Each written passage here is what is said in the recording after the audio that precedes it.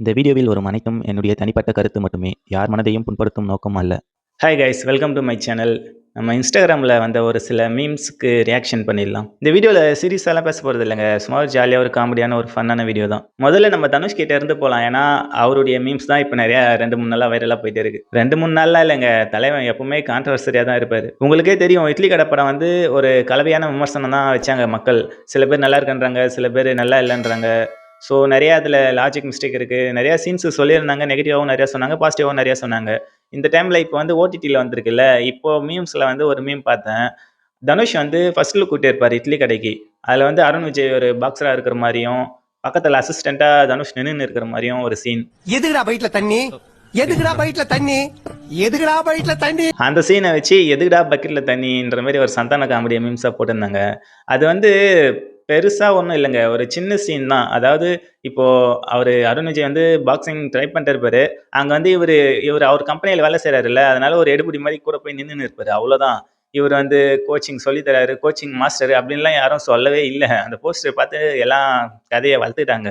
So அது எக்ஸ்பெக்டேஷன்ல நெறைய இருக்கவே, அந்த மாரி சீன்ஸ்லாம் இல்லாத மாரியே உங்களுக்கு தெரியுது. ஆனா படத்துல அந்த சீன் வருது.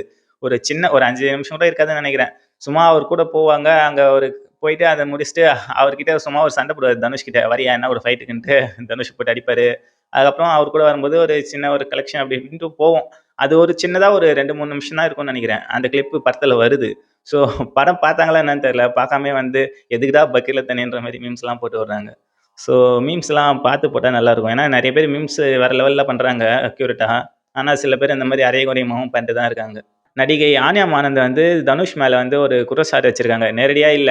அது குற்றச்சாட்டே இல்ல. அது பின்னாடி பார்க்கலாம். அவங்க வந்து சினி உலகம்ல ஒரு இன்டர்வியூ குடுத்திருப்பாங்க. அதுல வந்து தனுஷுடைய மேனேஜரா இருக்கிறவர் வந்து எங்களுக்கு அதாவது படம் நடிக்க கூப்பிட்டதாகவும், அங்க வந்து அட்ஜஸ்ட்மென்ட் பண்ண அந்த ஹீரோ கூட அட்ஜஸ்ட்மென்ட் பண்ண வேண்டியது இருக்கும். அந்த மாரி சொன்னாங்க அப்டின்ட்டு சொல்லியிருக்காங்க இவங்க இன்டர்வியூல. அது வந்து அவங்களா சொல்லல. இந்த மாரி நெறைய ரூமர்ஸ் இருக்கு. ஃபேக் கால்ஸ் வருது அவர் பேர யூஸ் பண்ணி. அதனால கொஞ்சம் அவேரா இருங்கன்றதுக்காக ஃபுல்லா டீட்டெயில்டா சொல்லியிருப்பாங்க அந்த ஆக்டர்ஸ் அந்த இன்டர்வியூல.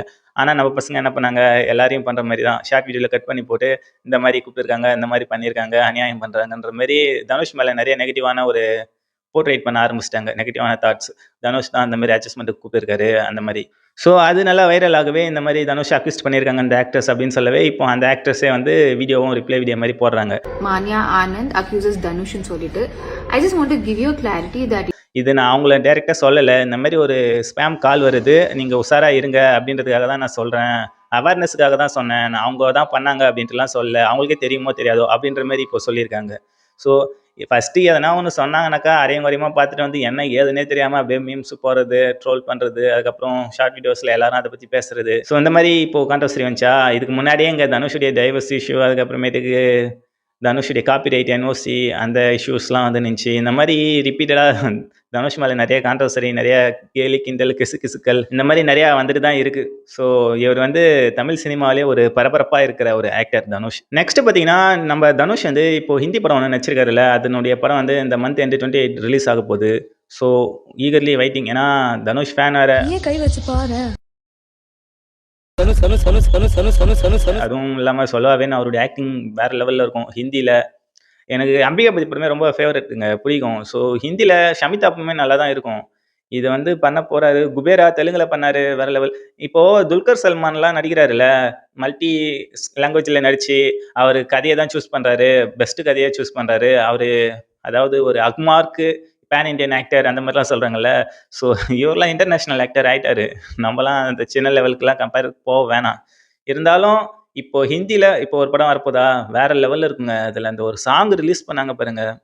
வேற லெவல் அப்படியே மயக்கிற மாரி இருக்கு. ஏஆர் ரகுமான் வேற லெவல் அல்டிமேட் பண்ணிட்டாரு அந்த சாங்கெல்லாம். படம் எப்படி இருக்கும்னு தெரியல.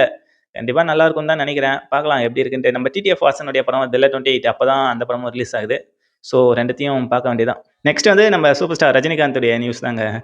கம்முன்னு இருக்க மாட்டேங்கிறானுங்க. கையும் காலையும் வச்சுன்னு எங்கனா சோசியல் மீடியால போயிட்டு கைய கால வச்சுன்னு அடி வாங்கிக்கணும். தேவையில்லாம பண்ணிட்டு இருக்கானுங்க. ஏன்னா, இது வந்து இப்போ கமலஹாசன் ப்ரொடியூஸ் பண்றாரு.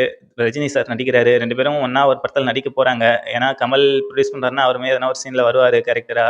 ஸோ எதனா ஒண்ணு பண்ணுவாங்க. 2 பேரும் சேர்ந்து பண்றாங்கப்பா ஒரு ப்ராஜெக்ட் அப்படின்ட்டு நெறைய எதிர்பார்ப்பு இருக்கு. இந்த டைம்ல டைரக்டருக்கு வந்து பற்றாக்குறை ஆயிடுச்சு நம்ம ரஜினிக்கு. இத கேட்டா உங்களுக்கே ஷாக்கிங்கா இருக்குங்க. என்னது நம்ம சூப்பர் ஸ்டாருக்கே டைரக்டர் இல்லையா? அப்படின்ற மாரி. டைரக்டருங்கலாம் நெறைய பேர் இருக்காங்க. ஆனா இவங்க ஒரு பட்ஜெட் வச்சிருப்பாங்கல்ல கொஞ்சம் அதிகமா. அதுக்கேத்த மாரி யாரும் இல்ல. ஸோ தேடிட்டு இருக்காங்க. லொகேஷன் வந்து இதுக்கு முன்னாடி படம் சரியா போலன்ட்டு தள்ளி விட்டாங்க போல. நெக்ஸ்ட்டு நெல்சன் அவர் வந்து பிஸியா இருக்காருன்னு நெனைக்கிறேன்.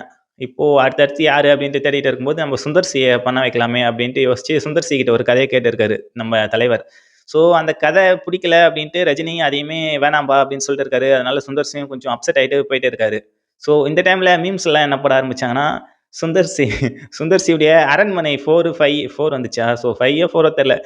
இந்த படம் தான் அரண்மனை பேய் படம். நம்ம ரஜினி சார் ஹீரோ, பேய் வந்து கமலஹாசன் இந்த மாரிலாம் நெறைய ட்ரோல் பண்ணி, அதுக்குமே மீம்ஸ் நெறைய போட்டாங்க. இப்ப தான்டா கடைசியா ஒரு ஏதோ ப்ராஜெக்ட் வந்திருக்கு அப்டின்ட்டு சுந்தர் சி ஃபீல் பண்ற மாரி.